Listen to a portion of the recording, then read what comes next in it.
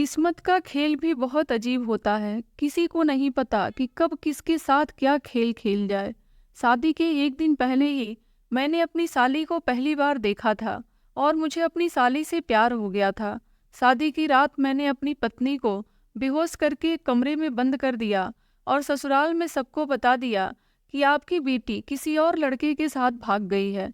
अब आप मेरी शादी अपनी छोटी बेटी से कर दीजिए, वरना आपकी बहुत बदनामी होगी और आपको इस बदनामी से कोई नहीं बचा पाएगा। इस तरह मेरी शादी मेरी साली से हो गई। मैं खुशी खुशी अपने कमरे में गया और मैंने जैसे ही घूंघट उठाया तो मेरे तो पैरों तले जमीन निकल गई, क्योंकि वह तो मेरा नाम रोहित है। मुझे नौकरी के लिए दूसरे शहर में रहना पड़ता था। मैं इस बार जब अपने परिवार को मिलने अपने शहर आया तो मेरी माँ मुझसे कहने लगी, बेटा अब तो यहाँ से शादी करके ही वापस जाना। मुझे अब अकेले घर काटने को दौड़ता है। मेरी माँ ने मेरे लिए लड़की देखना भी शुरू कर दिया था।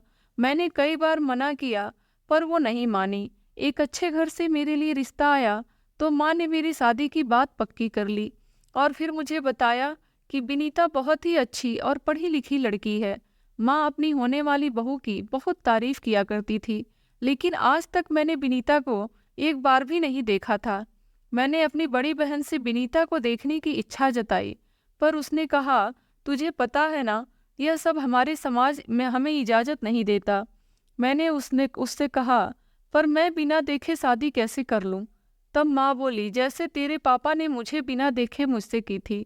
मुझे नहीं पता था कि मेरी माँ पीछे खड़ी होकर के सारी बातें सुन रही थी। मैंने माँ से कहा, माँ, तब का समय कुछ और था। आज लोग समय के साथ अपनी सोच बदल रहे हैं। पर माँ ने साफ साफ मना करते हुए कहा कि आजकल के बच्चे सिर्फ सुंदरता को ही देखकर शादी कर लेते हैं और हम लोग गुण देख करके शादी किया करते थे।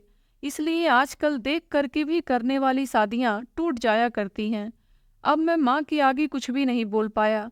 माँ ने लड़की वालों को बता दिया था कि मेरे बेटे को जल्द ही अपनी नौकरी के लिए दूसरे शहर जाना है, इसलिए शादी जल्द से जल्द हो जानी चाहिए। लड़की वाले भी आसानी से मान गए। अब अगले ही हफ्ते मेरी शादी थी। दोनों परिवारों ने जोरों शोरों से शादियों की तैयारियां शुरू कर दी थी, पर अभी भी मेरा मन बिना देखे शादी के लिए राजी नहीं हो रहा था। मैंने अपनी बड़ी बहन से कहा, देख नहीं सकता लेकिन फोन पर बात तो हो सकती है ना। मेरी बहन मुझे बहुत प्यार करती थी, वो मेरे जज्बात समझती थी, लेकिन वो भी समाज के नियमों से बंधी हुई थी। वह ऐसा कुछ भी नहीं करना चाहती थी जिससे मेरा या परिवार का कोई भी नुकसान हो। वो बचपन से ही मेरे हर काम पर मेरा साथ देती थी। आखिर आज भी उन्होंने मेरा साथ दे ही दिया और मुझे विनीता का नंबर देते हुए कहा कि इसके बारे में किसी को भी पता नहीं चलना चाहिए कि मैंने तुम्हें विनीता का नंबर दिया है, क्योंकि विनीता उसके ससुराल में दूर की रिश्तेदार थी। अगर यह बात किसी को पता चल जाती तो उनके ससुराल में बवाल मच जाता। विनीता का नंबर हाथ में था, लेकिन दिल अभी भी उसको देखने की चाह में ही था। मैं किसी भी तरह से शादी से पहले एक बार विनीता को देखना चाहता था। शादी का दिन करीब आता जा रहा था और तैयारी अभी भी पूरी नहीं हुई थी। दिन रात शादी की तैयारी में कैसे बीत गए पता ही नहीं चला। एक फ़ोन करने का वक्त भी निकाल नहीं पाया और फिर मन में भी डर लगा रहता था कि किसी को पता चल गया तो मेरी बड़ी बहन के लिए मुश्किलें खड़ी हो जाएंगी। अब तो 2 दिन ही बचे थे शादी में। सोचा आज कुछ भी करके किसी भी बहाने से फ़ोन कर ही लेता हूँ। बड़ी हिम्मत जताकर नंबर लगाया और सामने से एक प्यारी सी आवाज़ आई, हेलो जी, आप कौन? मैं देखना चाहता था कि फ़ोन विनीता ने ही उठाया है या नहीं, क्योंकि विनीता की एक छोटी बहन भी थी, कविता। दोनों बहनें एक ही कमरे में सोई थीं। सामने से आए जवाब से दिल को राहत मिली। जी मैं विनीता, पर आप कौन? अब मैंने अपना परिचय देना उचित समझा। मैं रोहित आपसे मिलना चाहता था। ना बाबा ना, यह कैसे हो सकता है? क्या हमारे समाज के नियमों को नहीं जानते आप? विनीता के इस जवाब ने दिल को छलनी कर दिया। मैंने अपने दिल की बात समझाते हुए उसे बहुत समझाने की कोशिश की। कहा कि आज हम इस आधुनिक युग का हिस्सा हैं, जहां लड़का लड़की एक दूसरे को देखने के बाद ही शादी का फैसला लेते हैं। हमारी शादी तय हो चुकी है, पर क्या हम शादी से पहले एक दूसरे को मिल भी नहीं सकते? क्या आप मुझसे मिलना नहीं चाहती? तब डरी हुई आवाज में विनीता ने कहा, जी मिलना तो चाहती हूँ, पर यह मुमकिन नहीं लग रहा है। तभी एक शेरनी सी आवाज आई, जीजू, मेरी दीदी तो आपसे मिलने से रही, लेकिन मैं आपकी बीवी को देखने की इच्छा जरूर पूरी कर सकती हूँ। आवाज तो बिल्कुल विनीता जैसे ही थी, लेकिन अंदाज शेरनी जैसा था। मैंने पूछा वो कैसे? तभी भी कविता ने मुझसे बताया कि कल हम दोनों बहनें ब्यूटी पार्लर जाने वाली हैं, तब आप दीदी को दूर से ही जरूर देख सकते हैं। मैंने सहमत होते हुए कहा, जी ठीक है। और फिर सोचा मुझे तो अपने होने वाली पत्नी को शादी से पहले एक बार देखना था, तो क्या हुआ, दूर से ही सही। अब पूरी रात कानों में वह प्यारी सी आवाज गूंजती रही। कुछ याद करके ही मन में एक खूबसूरत सी तस्वीर बन जाती थी। पर यह कमबख्त आज की रात कुछ ज्यादा ही लंबी हो गई थी। ऐसा लग रहा था कि कल देखने जाना है, पर यह सुबह होने का नाम ही नहीं ले रही थी। सब कुछ सोचते हुए कब आंख लग गई पता ही नहीं चला, और सुबह उठने में देर हो गई। ओहो, निश्चित समय पर नहीं पहुंच पाया तो आज का देखने का मौका भी गंवा दूंगा। बस यही सोचकर घर में जाने की तैयारी में लग गया। तभी माँ आवाज दी, अरे बेटा, इस वक्त कहाँ जा रहा है? शादी का कुछ जरूरी काम याद आया है, वही करने जा रहा हूँ। मेरे इतना कहते ही माँ बोली, बेटा नाश्ता तो करते जा। मुझे तो जाने की जल्दी थी, इसलिए कहा, माँ अभी भूख नहीं है। बस इतना कहकर मैं घर से निकल आया। बताए गए पते पर पहुंचकर थोड़ी देर इंतजार किया। मन में डर भी लग रहा था कि कहीं देर होने की वजह से वो दोनों निकल तो नहीं गई, लेकिन अब और सब्र नहीं हो रहा था। तभी पार्लर से दो लड़कियां बाहर निकलती नजर आईं। कहीं ये विनीता और कविता तो नहीं? ये जानने के लिए फोन निकाला और नंबर लगाया। फोन की रिंग बजे और जिसके हाथ में फोन था देखकर दिल बाग बाग हो गया। स्वर्ग की अप्सरा सी सुंदर, अपनी किस्मत पर यकीन नहीं हो रहा था कि मेरी शादी इतनी खूबसूरत लड़की से होने वाली थी।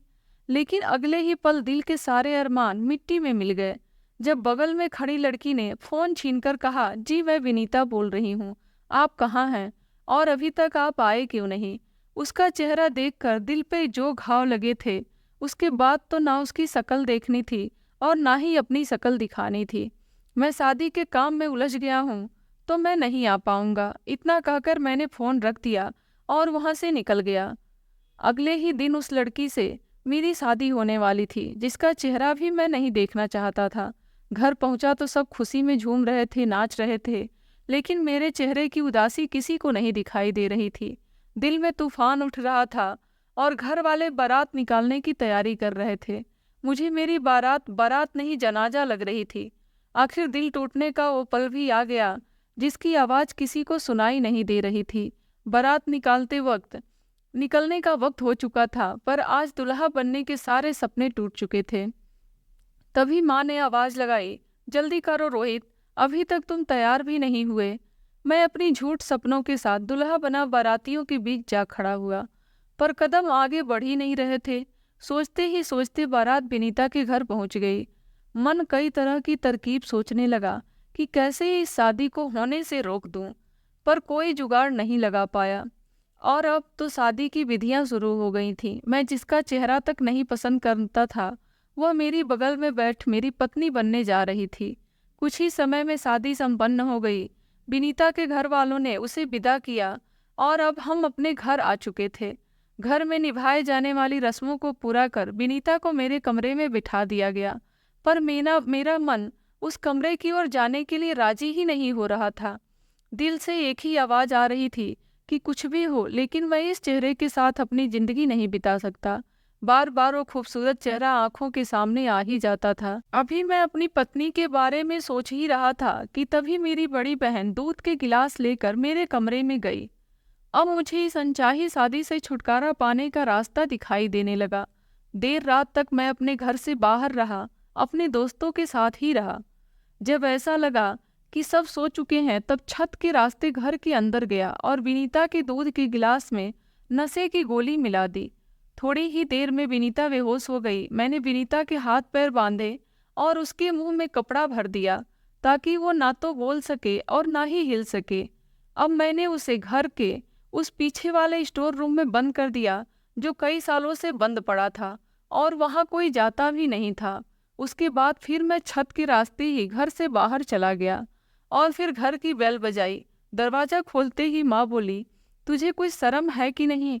आज तेरी शादी हुई है, और तू अपनी नई नवेली दुल्हन को छोड़कर अकेला बाहर भटक रहा है। मैंने कहा, माँ क्या करता, दोस्तों ने छोड़ा ही नहीं।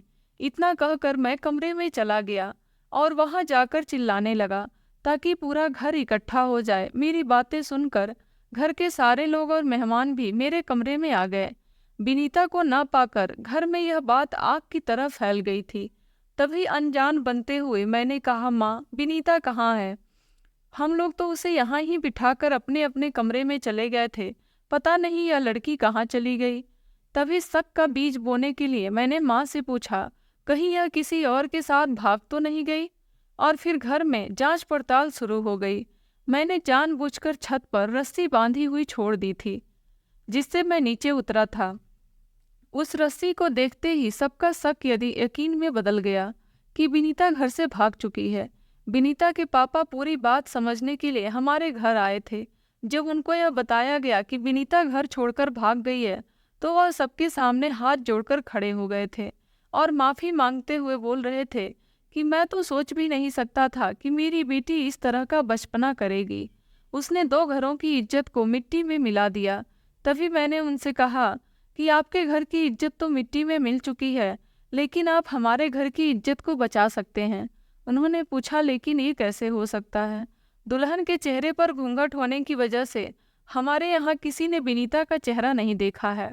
अगर आप अपनी छोटी बेटी की शादी मुझसे करवा दें तो हमारे घर की इज्जत वापस आ सकती है। विनीता के पापा इज्जतदार लोगों में से एक थे। वो बदनामी का मतलब अच्छे से जानते थे, इसलिए उन्होंने अपनी एक बेटी की गलती को सुधारने के लिए अपनी छोटी बेटी की शादी मुझसे करवाने के लिए तैयार हो गए। पर इस बार शादी सिर्फ 2 परिवारों के बीच मंदिर में ही हो रखी थी, जिसमें दोनों परिवार का नाम समाज में ना उछाला जाए। तब मेरी शादी मेरे सपनों की रानी यानी मेरी साली से हो चुकी थी। अब तो मैं बेसब्री से इंतजार कर रहा था उस पल का जब मैं वो चांद से चेहरे को देख पाऊं। मेरा इंतजार अब खत्म हुआ। सारी रस्में निभाने के बाद मेरी खूबसूरत सी पत्नी को मेरे कमरे में लाया गया। अब वो घड़ी आ चुकी थी जब मैं खूबसूरत चेहरे को अपने हाथों में लेता। मेरी खुशी का कोई ठिकाना न था और अब तो सब्र भी नहीं हो रहा था। जैसे ही मैंने अपने चांद को देखने के लिए घूंघट उठाया तो मुझे तो वो झटका लगा मानो मैंने किसी बिजली के तार को पकड़ लिया हो। पता नहीं किस्मत कैसा मजाक कर रही थी मेरे साथ। जिस चेहरे से पीछा छुड़ाना चाहता था वही चेहरा आज फिर से मेरे सामने था। मेरे सामने दुल्हन बनी बैठी हुई वो लड़की कोई और नहीं बल्कि विनीता ही थी। मैंने उससे कहा कि तुम यहाँ क्या कर रही हो? उसने कहा, आप ही तो मुझसे शादी करके यहाँ लाए हैं। विनीता की गलती को सुधारने के लिए आपने ही मेरे पापा से मुझे शादी की बात की थी। तब मैंने उससे पूछा, तुम कौन हो? उसने कहा, मेरा नाम कविता है। उसका नाम सुनकर तो मेरे पैरों तले जमीन खिसक गई। मैंने उसे कहा, लेकिन उस दिन तो फोन पर तुमने अपना नाम विनीता बताया था। तब कविता बोली कि मैं उस दिन आपके साथ मजाक की थी। क्या साली अपने जीजा के साथ मजाक भी नहीं कर सकती? ये सुनकर तो मेरा सर चकरा गया। मैंने पार्लर के बाहर जिस खूबसूरत चेहरे को देखा था वही विनीता थी जिससे मेरी शादी होने वाली थी और जिसे मैंने स्टोर रूम में बंद करके रखा था।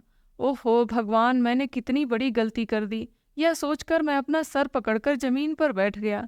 मेरी हालात देखकर कविता बोली, क्या हुआ? मैं बिना कुछ बोले ही कमरे से बाहर निकलकर स्टोर रूम में चला गया।